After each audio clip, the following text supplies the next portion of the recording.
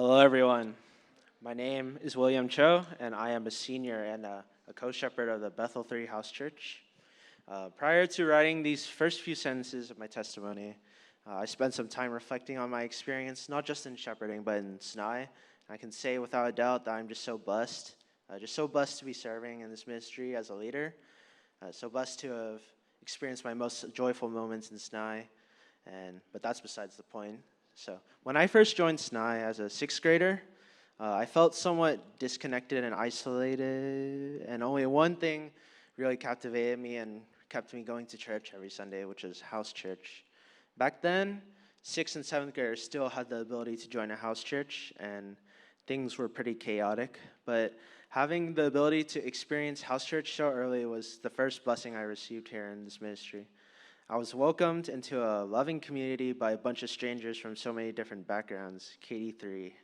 KD3 was how I found myself connecting with the community at church, playing stupid and fun games every week, listening to those strangers share about their weeks. It was something new, all right, but most importantly, it was something that helped spark a desire to experience life with God. Through house church, I was encouraged by my shepherds early on to go on a mission trip and experience something new. Serving on that mission trip was yet another blessing that I can never forget and inclined me to sign up for missions every year. Through house church, I was told to go to winter retreat in the time that I felt I doubted God the most. And there I lifted my hands in praise for the first time and soaked in God's grace for the first time. Through house church, I was supported in my decision to accept God and get baptized, changing how I lived my life. Initially, in all of these moments, never once did I feel the urge to associate with any of these. I didn't want to go on a mission trip with random people or spend a part of my winter break going to church camp or decide to get my head dipped underwater.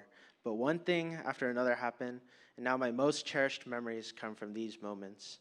Throughout my shepherd's constant interest in my spiritual journey, I found joy that could only be found with God. Because of this, I always looked up to my past shepherds, always laughing off the teasing that they got and handling the many conflicts around house church, treating everyone with warmth and patience. Those were the guys that I want to be as I grew older in SNY.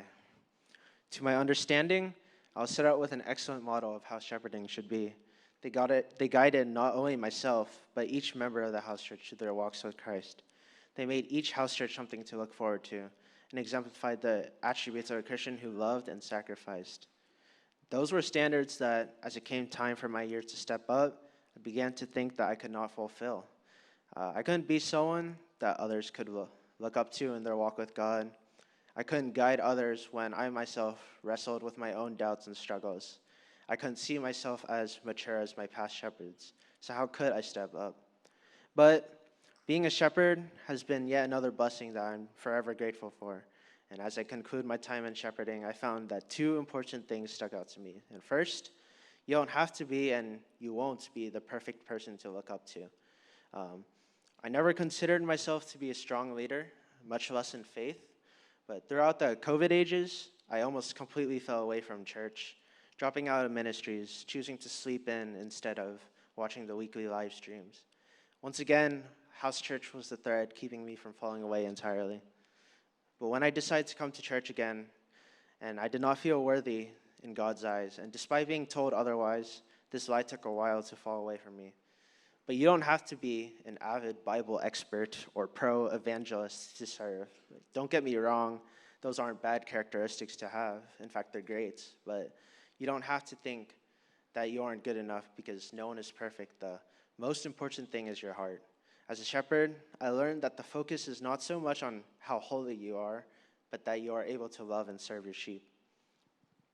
Second, status and title doesn't stop one from serving. In my time as a shepherd, I found the most joy through my fellow house church members. In times that I was down or didn't feel like doing anything, I was lifted up by my house church, who always emitted a positive aura even when I couldn't do the same.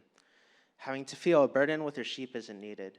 You'll find that you get lots of joy from your house church. Anytime I felt burdened or overwhelmed, I was met with warmth. And that in itself felt like I was not the one serving, but that I was being served. The title of a shepherd isn't needed to help the house church grow. So, shepherding has been an amazing experience in my time in SNY. So even if you don't think you can do it or that you aren't qualified, it's an experience that will definitely help you grow. It is tough, it will challenge you, but I learned so much more about house church ministry through my time as a shepherd.